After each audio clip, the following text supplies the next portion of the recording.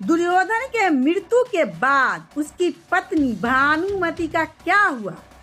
दुर्योधन महाभारत का सबसे विवाद पात्र एक ऐसा व्यक्ति जिसकी महत्वाकांक्षा और अहंकार ने न केवल उनका जीवन छीन लिया बल्कि पूरे कौरव वंश का सर्वनाश कर डाला।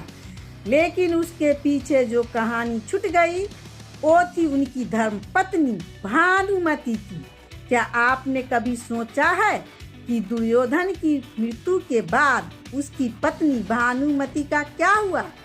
आज हम इसी रहस्य से पर्दा उठाएंगे। भानुमति कलिंग नरेश चित्रागंधा की पुत्री और पृथ्वी पर द्रौपदी के बाद दूसरी सबसे सुंदर स्त्री मानी जाती थी।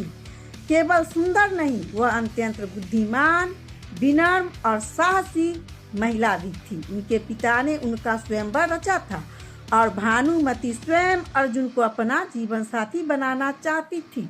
स्वयंवर में देश विदेश के क्षत्रिय आमंत्रित किए गए, लेकिन अर्जुन वहां नहीं पहुंचे।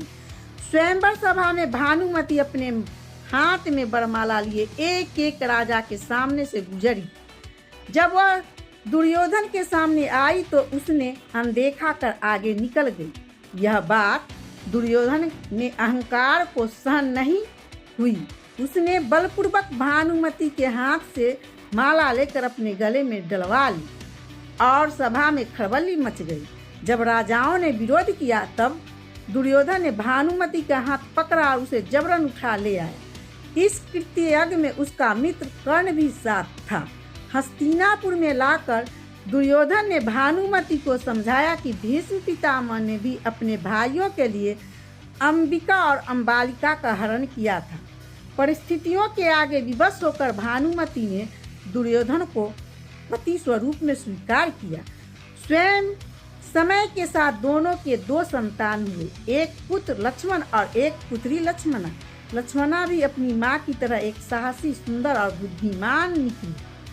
जब लक्ष्मणा विवाह योग्य हुई तो दुर्योधन ने उसके लिए स्वयंवर का आयोजन किया। हालांकि उसकी योजना थी कि अपनी मर्जी से स्वयं वर चुने, लेकिन श्री कृष्ण के पुत्र श्याम ने लक्ष्मणा का उसी तरह अपहरण किया जैसे कभी दुर्योधन ने भानुमति का किया था। क्रोधित दुर्योधन ने श्याम को बंदी बना लिया, लेकिन जब यह बात बलराम तक पहुंची तो वे भयंकर रूप धारण करके हस्तिनापुर पहुंचे। स्थितियां गंभीर हो चुकी थी। अब केवल एक ही व्यक्ति था जो इस टकराव को रोक सकता था, भानुमति। वह बलराम से मिली और अपने धैर्य व विवेक से सारा मामला सुलझाया। अंत्यतः लक्ष्मणा और श्याम का विवाह संपन्न हुआ। यह भानुमति की पहली बड़ी भूमिका थी जिसमें उसने युद्ध की जगह संवाद और सुलभ को चुना। महाभारत का युद्ध शुरू हुआ और भानुमति का पुत्र लक्ष्मण अभिमन्यु के हाथों मारा गया। कुछ ही समय बाद भीम के गदे के प्रहार से दुर्योधन भी मृत्यु को प्राप्त हुआ। अब भानुमति अकेली थी। उनका परिवार उजड़ चुका था, लेकिन उन्होंने हार नहीं मानी। युद्ध समाप्ति के कुछ समय बाद भानुमति ने एक ऐसा कदम उठाया जिसने इतिहास की दिशा ही मोड़ दी। उन्होंने अर्जुन के समक्ष पूर्ण विवाह का प्रस्ताव रखा। यह केवल एक विवाह नहीं थी, यह कौरव और पांडव के बीच की सदियों पुरानी दुश्मनी का अंत था।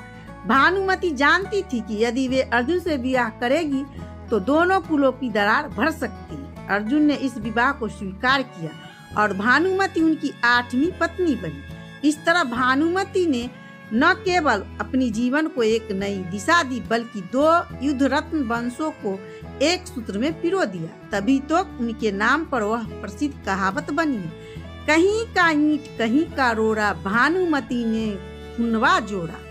भानुमति का नाम केवल उनकी सुंदरता या दुर्योधन की पत्नी होने का कारण नहीं लिया जाता है, बल्कि इसलिए भी क्योंकि वे युद्ध का कला, शतरंज और कुश्ती में निपुण थी। कहा जाता है कि एक बार उन्होंने कुश्ती में दुर्योधन को भी पराजित कर दिया था। उनके और कर्ण के बीच की गहरी मित्रता थी जिसे लोग आज भी याद करते। भानुमति का जीवन साहस, संघर्ष और समर्पण का प्रतीक है।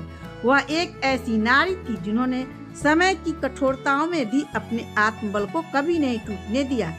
एक युग की समाप्ति और एक नए युग की शुरुआत में भानुमति की भूमिका अतुलनीय थी।